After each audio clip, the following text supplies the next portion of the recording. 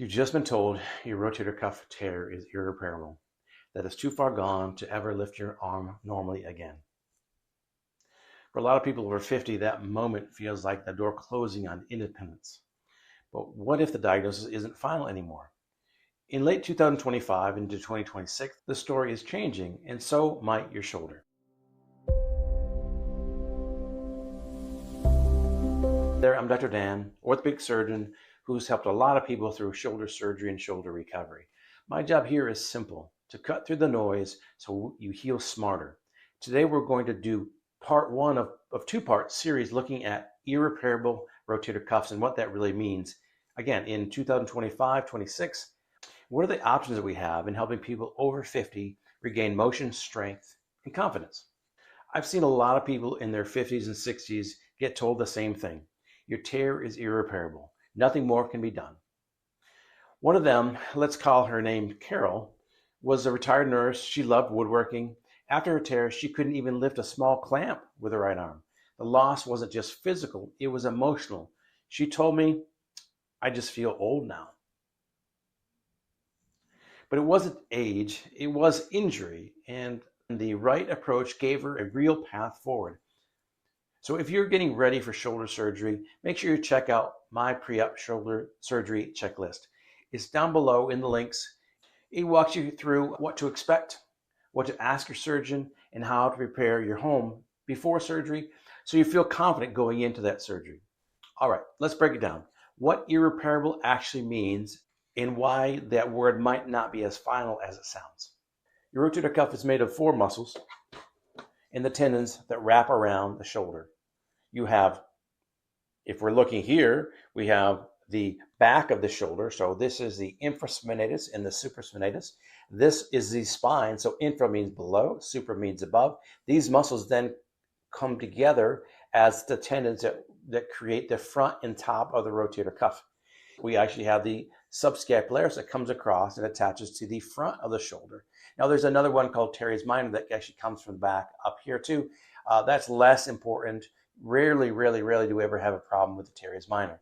So these muscles actually cuff the ball, pushing the ball into the socket and allow the deltoid, which is the big muscle here, to actually lift the arm. Lift, reach, and rotate. A tear is considered massive when it involves more than one tendon or the size is over 2 inches. Now that's a really big tear if you think about inches in this relationship. So it gets torn here and retracts or pulls back the tendon. Now this part's important because once you see what actually happens, the rest of the solution makes more sense. But a tear becomes irreparable when the tendon is pulled back too far and the muscles are weakened and filled with fat. Fat we call fatty atrophy. So instead of seeing this nice muscle tone, it'll be filled in white speckles of fat. And that white speckles of fat, fatty atrophy, actually can't be reversed even if you repair it. So even if you could repair it in a massive rotator cuff tear, it will not function right. But typically when it's that big of a tear, we actually can't get it back to where it's supposed to be. And that's why your surgeon might call it irreparable or it can't be repaired. It doesn't mean it's beyond help. It just means the standard repair isn't enough anymore. The good news, at the end of 2025 into 2026, there are newer ways to stabilize and rebuild the shoulder, even when the original tendon can't be reattached. Here's one of the biggest myths I still see. If a tear is labeled irreparable, it means you will never use your shoulder again. That used to be true, but not anymore. Research over the last decade has changed everything. Now we have ways to reduce pain, restore motion, and even rebuild stability without reattaching the torn tendon. So if you've been told your tear is irreparable, drop a quick comment below and say, yes, I'm told it's irreparable, or yes, I'm looking for options. I read every one because you deserve to know what actually is possible. So what happens when your surgeon says the tendon can't be pulled back to the bone? Most people think that means the story's over. But here's a surprise. The story is just changing because we can do partial repairs with bridging support. When the tendon has been torn for a while, again, it doesn't stretch back. It doesn't pull back. It scars in. It's sort of like this little rubber band. If you try to stretch it back, it just breaks. And that's actually what happens with rotator cuff tendons when they get friable or breakable. But usually not all the tendon is like that. There's still some good tendon. So we can repair part of the tendon and then the gap will bridge that with a bridge graft. And that bridge acts like a safety net, restoring stability and smoother motion even when the full repair isn't possible. You don't need perfect tissue to get meaningful motion. You just need the shoulder working in balance again. So the second option is a patch augmentation. So this means that it actually may be able to put the rotator cuff back down, but it's really thin and it's not very stable. In this situation, we can put a patch graft over the top of it to reinforce it, where you have the tendon that's thin and the patch over the top of it reinforces it. This is a thin, flexible patch made from either donor tissue or synthetic material. It's placed again over the damaged tendon to reinforce it. Think of it as adding a second layer to a worn jacket sleeve. It doesn't replace the fabric, it protects what's there. So for many older adults, that's the difference between constant pain and finally being able to sleep through the night. The name of one of the patches is called the Regenerative graft.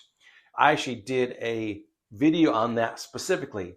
So if you want more information about that patch and the technique and how it works, I've got a full video on the Regenerative graft. And there's some good studies out there. So you can watch in the link. Third option, biologic boosters. You probably heard of platelet-rich plasma, or we call PRP. It's not magic, but it is smart biology, using your own growth factors to support healing where your blood flow is poor. No injection will pull any torn tendon back to where it's supposed to be, but it may help healing the diseased tendon. So you imagine you're giving your shoulder repair crew better tools instead of more work. That's what biologics do. So lastly, what we'll talk about in this video is the balloon spacer, a small dissolvable balloon inserted between the shoulder bones. So between the ball and the acromion, and that space, the subacromial space, the balloon goes in there and keeps the ball depressed or pushed down, not elevating. If we keep it depressed, we get it to be centered in the socket, and that allows the deltoid to work better. The really interesting thing, this is a minimally invasive procedure, and often is very quick, can be done within a half hour or so, and can offer relief when the bigger surgeries may not be the right fit. Maybe for someone who is a little bit more unhealthy and we're worried about the anesthesia time, or we're worried about the ability to be able to go through post-op rehab, because there's really very little post-op rehab after the balloon. Now I have a video on the balloon as well, and we'll link to that in the show notes too, and we'll put it right here somewhere for you to get to that. So when you hear irreparable, don't picture a dead end. Picture more of a detour. There are ways to stabilize, strengthen, and keep you moving.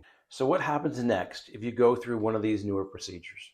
Recovery still takes time, but it's smarter, more guided, and more partial than it used to be. Therapy starts with gentle range of motion, then controlled strengthening over several months, typical of any rotator cuff repair. But we know all about these stretchy bands that we use for resistance. You'll focus on retraining the shoulder to move in balance, steady progress that builds confidence instead of frustration. Pain often eases sooner than expected, so most people regain comfortable use for reaching, dressing, and light lifting within a few months. Full strength still takes longer, and some of it doesn't always come back. The goal is quality of movement, but not brute force. Now, this might surprise some of you, but if you have surgery and use a biologic or a bridge patch, that recovery takes longer, not because you're healing poorly, but because those grafts need more time to integrate. Early protection is key. That slower start gives the patch a better chance to become part of the tendon instead of pulling away. So think about what that means. You're not just patching the hole, you're kind of rebuilding the structure. It's healing that rewards patience. The people who do best aren't the ones with the biggest repairs. They're the ones who stay consistent, ask questions, and keep showing up. So don't measure recovery in days, measure it in milestones: better sleep, more motion, less fear. Those are the signs that healing is happening. So irreparable doesn't mean hopelessness. It means your shoulder needs a smarter plan. For many people over the age of 50, that might mean partial repair, a biologic patch, or a bridging technique. These approaches don't fix everything, but they can reduce pain, restore movement, and bring back confidence and independence that you thought was gone. And this is only the beginning. Next week, we'll be releasing a new video diving into more advanced options: tendon transfers, reverse total shoulder replacements, and how surgeons decide which one makes the most sense. And if you haven't already, hit the subscribe and turn on the notification so you don't miss that video or any of the other ones coming up. And download the pre-op shoulder surgery checklist. The link is below. It's one simple step that makes the whole journey a little smoother. Thanks again. We'll see you next time.